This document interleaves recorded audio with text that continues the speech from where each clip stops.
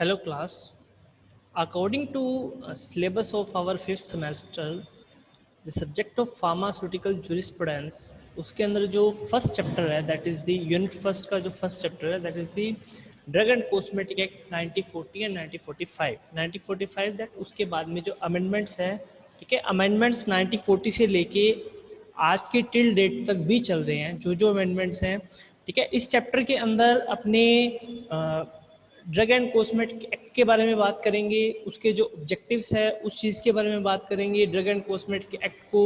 अगर हमारी कंट्री में लाया गया तो किस पर्पज़ से लाया गया, एक्चुअल में इसका क्या पर्पज़ था, इसके पीछे कौन कौन सी कमेटीज़ हैं जो इसको रेगुलेट करती है, ठीक है। अपनी कंप्लीटली उस चीज़ की बात अपने इस चैप्टर के अंदर करेंगे। तो फर्स्टली अपने ये जानने की कोशिश करते हैं कि ड्रग एंड कॉस्मेटिक एक्ट सबसे पहली चीज़ की होता क्या है, ठीक है। और इस चैप्टर के अंदर जो इंट्रोडक्टरी पार्ट है अपने उसकी बात इसके अंदर स्टार्ट करते हैं, ठीक है। तो फर्स्ट अपने बात करते हैं ऑब्जेक्टिव्स की कि एक्चुअल में ड्रग एंड कॉस्मेटिक एक्ट को हमारे कंट्री के अंदर लाने के पीछे कौन कौन से ऑब्जेक्टिव्स थे, ठीक है। जो आपको स्लाइड के अंदर ये चीज़ शो हो रही है दैट ड्रग एंड एक्ट, जिसको अपने डीएनसी एक्ट शॉर्ट में भी बोलते हैं, दैट पास्ड इन 1940, 10 अप्रैल 1940 के अंदर इसको क्या है कंट्री के अंदर पास आउट किया गया। और सबसे जो मेन ऑब्जेक्टिव थे इसके पास आउट करने के, ठीक है, according to slide that is वो आपको यहाँ पे शो कर रही है स्लाइड के अंदर। अगर अपने बात कर रहे हैं कि इसमें चार चीज़ें यहाँ पे लिख रखी हैं, that first is import, second one that is manufacturing, third one that is distribution and last one that is the sale of drugs and cosmetic. देखो रॉ लैंग्वेज के अंदर अगर अपने बात करते हैं इस चीज़ की, ठीक है, तो 1940 से पहले क्या था कि हमारी कंट्री के अंदर किसी भी तरह के कोई रूल्स नहीं थे किसी पर्टिकुलर ड्रग को लेके कि अगर कोई ड्रग मार्केट में बिक रही है, कंट्री के अंदर बिक रही है, ठीक है, तो वो किस पर्पज़ के लिए है और एक्चुअल में उसका यूज़ क्या है, ठीक है। जो हमारी कंट्री थी पहले पूरी की पूरी इम्पोर्ट के ऊपर बेस्ड थी कि अदर कंट्रीज से हमारी कंट्रीज के अंदर क्या है ड्रग्स को क्या किया जा रहा है, इंपोर्ट किया जा रहा है। और वो जो ड्रग को इंपोर्ट किया जा रहा है एक्चुअल में उन ड्रग्स की क्वालिटी किस तरह की है, ठीक है। क्योंकि जब ड्रग की बात की जाती है वो कोई पर्टिकुलर इस तरह की चीज़ तो है नहीं, ठीक है, कि किसी चीज़ को फूड की तरह पे खाया और बाद में अगर पसंद नहीं आया तो आपने उस चीज़ को यूज़ नहीं किया। अगर हम किसी पर्टिकुलर ड्रग को हमारी बॉडी के अंदर या हमारी कंट्री के अंदर अगर हमने बात करें, ब्रॉड बात करें, अगर यूज़ किया जा रहा है तो एक्चुअल में हम भी चाहेंगे कि उस पर्टिकुलर ड्रग को क्या है इस तरीके की या इस तरह की ड्रग को यूज़ किया जाए, ठीक है, कि जो किसी भी तरीके से अडल्ट्रेटेड फॉर्म के अंदर ना हो, किसी भी तरीके से मिस ब्रांड फॉर्म के अंदर ना हो, किसी भी तरीके से इस तरह की ड्रग को ना यूज़ किया जाए कि क्या है कि वो पेशेंट केयर के ऊपर किसी तरह का इफेक्ट डाले। यानी कि एक ड्रग को इंपोर्ट तो कर लिया बट इंपोर्ट करने के बाद क्या एक्चुअल में जिस रीज़न की वजह से उस ड्रग को हमारी कंट्री के अंदर इंपोर्ट किया गया है, क्या उस रीज़न को वो क्या कर रही है, कवर अप कर रही है या नहीं कर रही है, ठीक है। इन बहुत सी चीज़ों को लेते हुए, इन बहुत चीज़ों को ध्यान में रखते हुए क्या है कि इस एक्ट को बनाया गया, ये एक्ट किन किन चीज़ों को कंट्रोल करता है उसकी अपन कंप्लीटली बात इस चैप्टर के अंदर करेंगे, इस यूनिट के अंदर करेंगे जो क्या है इस एक्ट को लिए हुए है, ठीक है। इसके अंदर कौन कौन से शेड्यूल साथ में लगते हैं, कौन कौन सी ड्रग्स है, ठीक है। इसके अंदर किसी पर्टिकुलर ड्रग के इंपोर्ट को भी देखा जाएगा, इसके अंदर फिर किसी पर्टिकुलर ड्रग के मैन्युफैक्चरिंग को भी देखा जाएगा, इसके अंदर ड्रग के डिस्ट्रीब्यूशन को भी देखा जाएगा, ठीक है। और साथ साथ ड्रग की सेल को भी देखा जाएगा कि मार्केट के अंदर अगर ड्रग बेचा जा रहा है तो किसी एक पर्टिकुलर जो ऑथेंटिक पर्सन है उस पर्सन की हेल्प से या उस पर्सन को उसकी निगरानी में उसको बेचा जा रहा है या अपनी मर्जी से कोई भी ड्रग को खा रहा है। इस तरह की चीज़ें क्या है, इस तरह की चीज़ों को कवर अप करने के ये ड्रग जो एक्ट है वो कंट्री के अंदर लाया गया, ठीक है। कुछ ऑब्जेक्टिव्स की अपने आगे फिर बात करते हैं, ठीक है। ऑब्जेक्टिव्स के अंदर जैसे अगर आपने स्लाइड के अंदर ये चीज़ आप देख पा रहे हो तो लिखा गया that act prohibit the manufacturing of substandard and spurious drugs. सबसे पहली चीज़ जो इम्पोर्टेंट मैंने आपको पहले भी बताई कि जो मिस ब्रांड ड्रग्स हैं, ठीक है, उनकी मैन्युफैक्चरिंग है उनको प्रोहिबिट किया गया, इनको इंपोर्ट को भी प्रोहिबिट किया गया। साथ ही साथ जो इस तरह की ड्रग है जो सुपीरियस ड्रग्स हैं जिनको क्या है जो हमारे लिए एक्चुअल में यूजफुल नहीं है, ठीक है, ये एक्चुअल में मैं आपको आगे चल के इनकी डेफिनेशन और कंप्लीटली उसके बारे में भी बताता हूँ, ठीक है।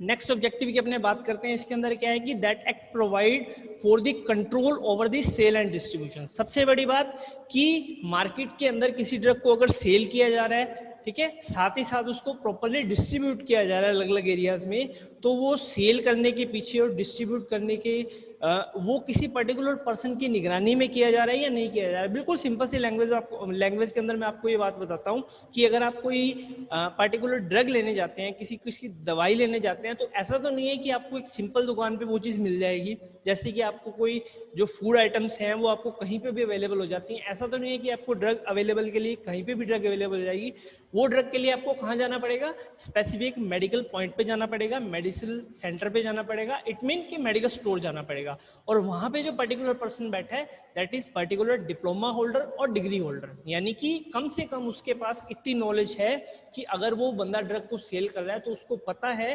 कि डॉक्टर ने अगर इस ड्रग को प्रिस्क्राइब किया है तो किस पर्टिकुलर रीजन के लिए प्रिस्क्राइब किया है और हमें इसको ड्रग को कितना देना है उस पेशेंट को। ठीक है, क्योंकि देखो पेशेंट किसी भी नेचर का हो सकता है, पेशेंट अपने आप में अनपढ़ भी हो सकता है, पेशेंट एजुकेटेड भी हो सकता है, अनएजुकेटेड भी हो सकता है। तो एक तरह से उसकी ड्यूटी रहती है, उस एजुकेटेड पर्सन की ड्यूटी रहती है जिसको फार्मेसी की कंप्लीटली नॉलेज है, ठीक है, कि उसकी ड्यूटी रहती है कि सामने वाले को कंप्लीटली समझा के भेजे कि उसको ड्रग को है किस तरीके से लेना है, किस वे में लेना है, खाली पेट लेना है, ठीक है,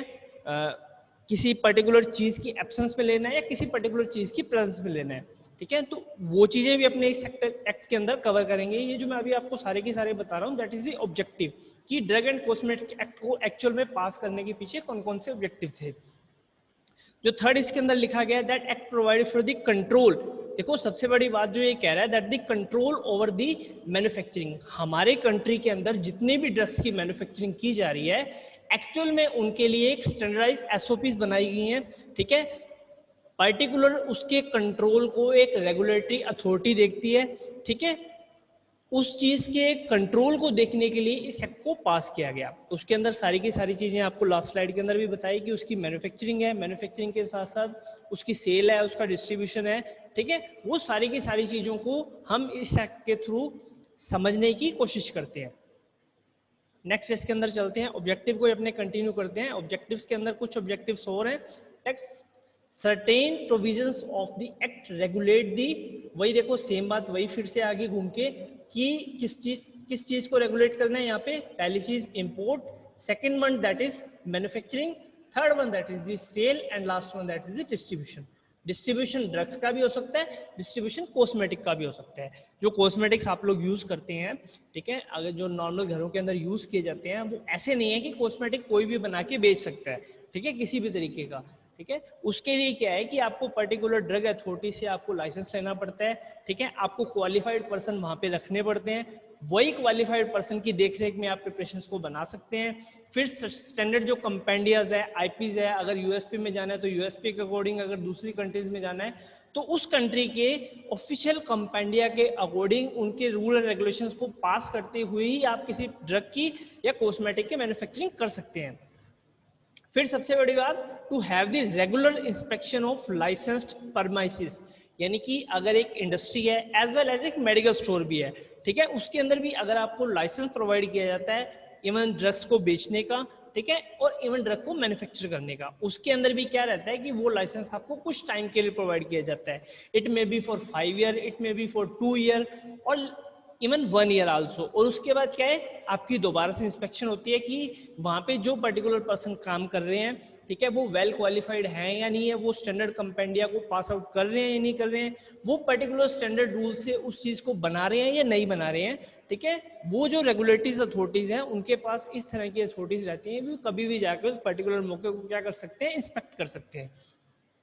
फिर तीसरी चीज, to have a control over the standards of drugs. ये सबसे बड़ी बात है कि हम जो पर्टिकुलर ड्रग बना रहे हैं या कॉस्मेटिक बना रहे हैं वो हम पर्टिकुलर स्टैंडर्ड का बना रहे हैं या नहीं बना रहे हैं। ठीक है, इस एक्ट के अंदर उन चीजों के बारे में भी कंप्लीटली बताया गया है। ठीक है, उसके अंदर कंप्लीटली डिस्क्राइब किया गया है कि एक्चुअल में हम जो हमारा कॉस्मेटिक बना रहे हैं या हम जो हमारी ड्रग बना रहे हैं, ड्रग फॉर्मुलेशन बना रहे हैं।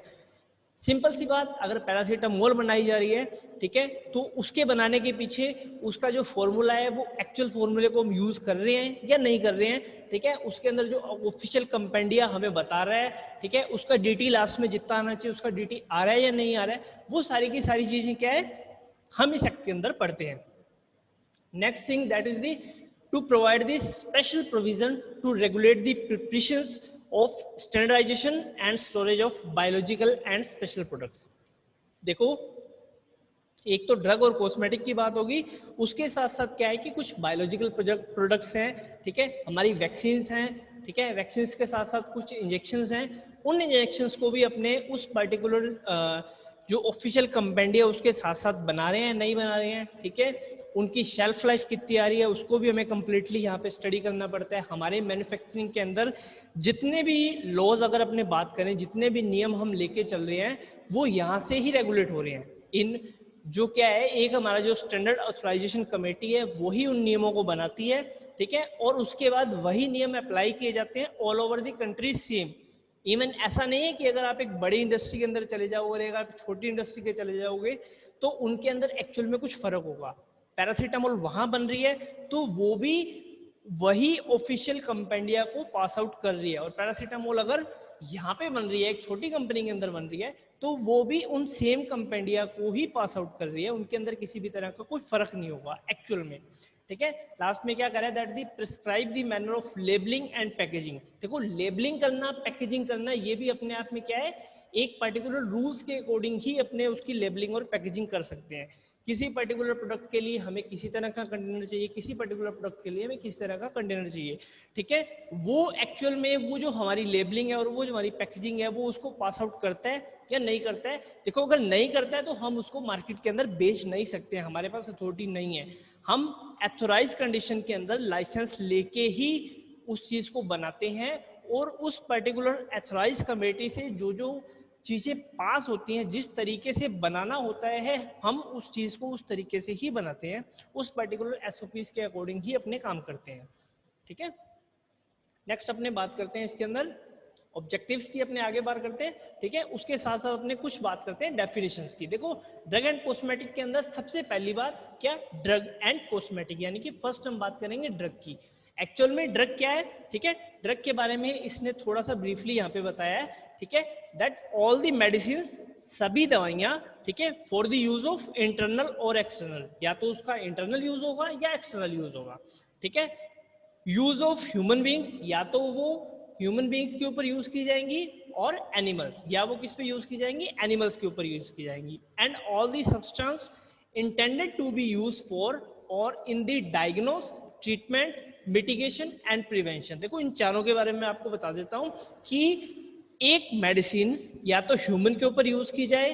इसके साथ साथ वो मेडिसिन किस पे यूज की जाए, एनिमल्स पे यूज की जाए, और वो मेडिसिन किस काम में आए, पहला काम है उसका डायग्नोस करना, ठीक है, कि किसी को कोई पर्टिकुलर डिजीज हो गई है, उस चीज को वो डायग्नोस करने के हेल्प में आए। दूसरी चीज है वो ट्रीटमेंट है, यानी कि उसको ठीक करने में, उसको ट्रीट करने में काम आए, कि अगर कोई इन्फेक्शन हो गया तो उस इन्फेक्शन को ठीक किस तरीके से करना है। And third one, that is the mitigation. Mitigation का मतलब कि अगर उस बॉडी के अंदर किसी चीज का फैलाव हो गया है, अगर उसको मैं इसको रॉ लैंग्वेज के अंदर बात करूं कि अगर वो चीज फैल गई है, ठीक है, तो उसको रोकने के लिए, फॉर एग्जांपल अगर ट्यूबरक्लोसिस के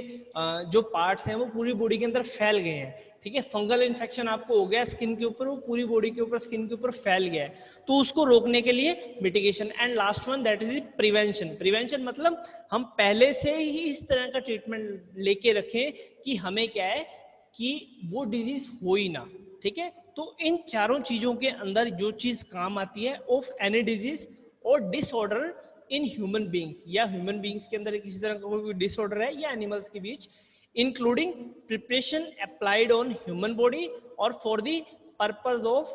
रिपेलिंग इंसेक्ट्स लाइक मॉस्किटो, यानी कि इंसेक्ट, यानी कि या हमारी बॉडी के अंदर किसी तरह के इंसेक्ट पैदा हो जाते हैं। फॉर सिंपल सा एग्जांपल, एल्बेंडाजोल ली जाती है, जनरल लैंग्वेज के अंदर उसको अपने बोलते हैं कि पेट के अंदर शायद कीड़े हैं, इंसेक्ट्स हैं, उसको मारने के लिए क्या है, हमें पर्टिकुलर डॉक्टर ने क्या प्रिस्क्राइब कर दिया, एल्बेंडाजोल प्रिस्क्राइब कर दिया, ठीक है। तो इन चीजों के लिए जो पर्टिकुलर मेडिसिन को यूज किया जाता है उसको अपने क्या बोलते हैं, ड्रग बोलते हैं। एक बार फिर इस चीज को देखो, दैट ऑल मेडिसिन, सभी की सभी दवाइयां इंटरनल यूज के लिए, एक्सटर्नल यूज के लिए कहाँ पे दी जाएंगी, ह्यूमन बीइंग को दी जाएंगी या एनिमल्स को दी जाएंगी, ठीक है। किस चीज के लिए, उसका डायग्नोस के लिए, उसके ट्रीटमेंट के लिए, उसके मिटिगेशन के लिए, उसके प्रिवेंशन के लिए, ठीक है। किसी पर्टिकुलर डिजीज के लिए और डिसऑर्डर के लिए किसके अंदर, ह्यूमन बींग्स के अंदर या एनिमल्स के अंदर। ठीक है, इंक्लूडिंग इस तरह की प्रिपरेशंस को भी अपने इंक्लूड करेंगे जो हमारी ह्यूमन बॉडी के अंदर या एनिमल्स के ऊपर अप्लाई की जाए, जैसे कि मच्छर मारने के लिए सिंपल सा एग्जांपल है कि अपने ओडोमॉस अपने स्किन के ऊपर अप्लाई करते हैं, ठीक है, वो भी किसके अंदर आएंगी, इस कैटेगरी के अंदर आएंगी। वो कैटेगरी कौन सी है, ड्रग है। आगे चलते हैं, अपने बात करते हैं, ठीक है, ड्रग के बारे में थोड़ी सी बात अपने और करते हैं कि ऐसे सब्सटेंस, सच सब्सटेंस अदर देन फूड, ठीक है, कि खाने वाली कैटेगरी से अलावा जो सब्सटेंस अपने यूज करते हैं intended to affect the structure or any function of human body, ठीक है। ये थोड़ी सी देखो चीज वही है, इसको थोड़ा सा साइंटिफिक तरीके से हम यहाँ पे बात करने की कोशिश करते हैं कि एक ऐसी चीज, ठीक है, जो है बॉडी के जो इंटरनल स्ट्रक्चर है उसको चेंज कर दे, साथ ही साथ बॉडी का जो इंटरनल फंक्शंस है उसको चेंज कर दे, ठीक है, intended to be use for the destruction of vermin और इंसेक्ट। जो मैंने आपको पहले बताई कि बॉडी के अंदर किसी भी तरह के वर्मिस या इंसेक्ट हैं, यानी कि एग्जाम्पल मैंने पहले भी बताया कि एल्बेंडाजोल ली गई है हमारे जो स्टमक के अंदर जो इंसेक्ट्स हैं उन चीज़ों को मारने के लिए। तो इस तरह की किसके अंदर, विच कोज डिजीज इन ह्यूमन बींग्स और एनिमल, जो कि क्या है ह्यूमन बींग के अंदर या एनिमल्स के अंदर किसी भी तरह की कोई डिजीज को कॉज करती है, उन चीज़ों को मारने के लिए जिस प्रिपरेशन को यूज किया जाता है उस प्रिपरेशन को अपने क्या बोलते हैं, ड्रग बोलते हैं, ठीक है। थर्ड लैंग्वेज के अंदर अपने या थर्ड इसकी बात करें, that is the substance intended for the use as component of a drug including empty gelatin capsule, यानी कि एक ड्रग को हमें हमारी बॉडी के अंदर इंसर्ट कराना है, बट हम उसको डायरेक्ट इंसर्ट नहीं करा सकते हैं किसी भी रीजन से। या तो हो सकता है वो बहुत ज़्यादा कड़वी हो, या उसके अंदर ये भी रीजन हो सकता है कि वो बहुत ज़्यादा स्टेबल ना रह पाती हो पर्टिकुलर एनवायरनमेंट के अंदर। उससे उस चीज़ के लिए हमने क्या है उसको कैप्सूल शेल के अंदर बंद करके हमारी बॉडी के अंदर इंसर्ट कराया। तो वो जो पर्टिकुलर कैप्सूल शेल है, that all substance intended for the use as component of drug, उस पर्टिकुलर ड्रग का कंपोनेंट है, उस चीज को भी क्या है अपने इस कैटेगरी के अंदर रखेंगे। और इसके अलावा जो डिवाइसेस अपने यूज करते हैं intended for the internal use के लिए, एक्सटर्नल यूज के लिए, ठीक है, वही चारों चीजें बाद में आपको दोबारा से ये बता रहा है डेफिनेशन के अंदर। First that is diagnose, second that is treatment, third that is mitigation and last one that is the prevention of disease or disorder in human beings and animal. उसको भी अपने किस कैटेगरी में रखेंगे, ड्रग की category के अंदर रखेंगे, ठीक है। नेक्स्ट अपने बात करते हैं कॉस्मेटिक की डेफिनेशन की, ठीक है। Cosmetic mean any article intended to be rubbed, pour, sprinkle और स्प्रेड। देखो चार चीजें यहाँ पे बता रहा है। First thing that is the, उसको बॉडी के ऊपर रब किया गया, ठीक है, उसको पोर किया गया, उस पर्टिकुलर जगह के अंदर उसको पोर किया गया, ठीक है, उसको स्प्रिंकल किया गया, ठीक है, और उसको स्प्रे किया गया, ठीक है। किस पर्पज से किया गया ये चीजें भी आपको बताते हैं यहाँ पे। जो यहाँ पे ये अदर कलर के अंदर, जो रेड कलर के अंदर जो मैं लाइन लगा रहा हूँ यहाँ पे, ये 4-5 रीजन है, ठीक है। First reason that is the cleansing, यानी कि स्किन की क्लींजिंग करने के लिए, बॉडी की क्लींजिंग करने के लिए अपने उसको यूज करते हैं। Second one that is the beautification, ठीक है, उस चीज को अपने ब्यूटिफाई करने के लिए, फॉर एग्जाम्पल अपने क्रीम्स यूज करते हैं, ठीक है। Third one that is the promoting attractiveness, यानी कि हमारा फेस अट्रैक्टिव लगे उसके लिए अपने जो चीजों को यूज करते हैं, ठीक है। And last one that is the altering the appearance, ठीक है, कि हमारी जो पर्टिकुलर अपीयरेंस है उस अपीयरेंस को हम वास्तव में चेंज कर सकें, ठीक है, यानी कि makeup. Simple example makeup, makeup के अंदर जो डिफरेंट टाइप्स की चीज यूज की जाती है, मस्कारा यूज किया जाता है, लिपस्टिक यूज किया जाता है, कॉस्मेटिक के अंदर अपने इन चीजों को कंप्लीटली पढ़ेंगे। तो वो चीजें भी क्या है, किस कैटेगरी अंदर आती है, वो सारी की सारी चीजें, कौन सी चीजें जिसको स्किन के ऊपर रब किया जाए, पोर किया जाए, स्प्रिंकल किया जाए, स्प्रे किया जाए, ठीक है। किस इंटेंशन से, इंटेंशन उसके अंदर यही है, क्लीनिंग का इंटेंशन है, ब्यूटिफिकेशन का इंटेंशन है, ठीक है, जो हमारी जो अट्रैक्टिवनेस है उसको बढ़ाने का इंटेंशन है, या साथ ही साथ हमारा क्या अटेंशन है इसके अंदर कि अल्टरिंग द अपीयरेंस, कि हमारे फेस के लुक को ही चेंज कर दिया जाए, ठीक है, अपीयरेंस को ही चेंज कर दिया जाए। तो उन चीजों को अपने किस कैटेगरी के अंदर रखते हैं, उन चीजों को अपने कॉस्मेटिक के जो कैटेगरी के अंदर रखते हैं। तो अपने किसकी बात कर ली, अपने ड्रग एंड कॉस्मेटिक एक्ट जो है 1940 के अंदर उसको पास किया गया। 1945 के अंदर उसको आगे चल के अमेंड भी किया गया, ठीक है। उसके अंदर अपने ऑब्जेक्टिव्स की बात कर ली कि किस रीजंस की वजह से वो particular drug and cosmetic act लाया गया। उसके साथ साथ अपने बात करी कुछ डेफिनेशंस के बारे में कि अगर अपने ड्रग एंड कॉस्मेटिक एक्ट पढ़ने जा रहे हैं तो उसके अंदर पहली बात तो ये है कि ड्रग क्या होती है और सेकंड चीज है कि कॉस्मेटिक क्या होता है, ठीक है। तो ड्रग के बारे में अपने कंप्लीटली इसके अंदर पढ़ा और कॉस्मेटिक के बारे में अपने कंप्लीटली इसके अंदर पढ़ा।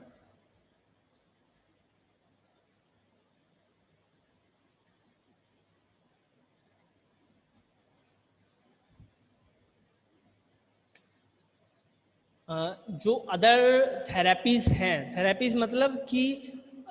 जो आज की डेट में जो एलोपैथी कैटेगरी के अलावा जो कैटेगरीज यूज भी की जाती थी, एशियन टाइम्स के अंदर भी स्टार्टिंग के अंदर यूज की जाती थी, उन चीज़ों के बारे में भी इसके अंदर बात की गई है ड्रग एंड कॉस्मेटिक के अंदर कि आयुर्वेदिक, सिद्धा और जो यूनानी मेडिसिन की थेरेपीज थी, ठीक है, उनके अंदर क्या including all medicine intended for the internal और एक्सटर्नल यूज। वही सेम बात इसके अंदर भी कि जितनी मेडिसिन इंटरनल यूज के लिए, एक्सटर्नल यूज के लिए और in the diagnosis, treatment, mitigation and prevention, वही चार चीजें of the disease or disorder किसके अंदर, ह्यूमन बींग्स के अंदर, साथ ही साथ किसके अंदर, एनिमल्स के अंदर, and manufacturing exclusively in accordance with the formula described in authorised books. यानी कि जो आयुर्वेदिक, सिद्धा और यूनानी के अंदर जो आप पर्टिकुलर ड्रग्स बना रहे हैं उनका इंटेंशन वही चार इंटेंशन कि डायग्नोस का, ट्रीटमेंट का, मिटिगेशन का, प्रिवेंशन का, वो जो पर्टिकुलर आप ड्रग प्रिपरेशन बनाने जा रहे हैं किसी पर्टिकुलर ह्यूमन बींग्स के लिए, पर्टिकुलर एनिमल्स के लिए, ठीक है, उनकी जो मैन्युफैक्चरिंग है वो मैन्युफैक्चरिंग आप कैसे करेंगे, जो पर्टिकुलर आयुर्वेदा के, सिद्धा की जो एंशिएंट बुक्स हैं और जो अथोराइज बुक्स हैं उनके अंदर उसके जो पर्टिकुलर फॉर्मूले दिए गए हैं उस फॉर्मूला के अकॉर्डिंग ही क्या कर सकते हो, आप उनकी मैन्युफैक्चरिंग कर सकते हो, ठीक है। इससे अगर आप बाहर जाते हो, इससे अगर आप साइड होते हो, ठीक है, तो वो क्या है, एक्चुअल में वो फॉर्मुलेशन को सही नहीं बना जाएगा, उसको मिस ब्रांड की फॉर्म में लेके जाया जाएगा, उसको सुपीरियर ड्रग की फॉर्म के अंदर लेके जाया जाएगा, या उसको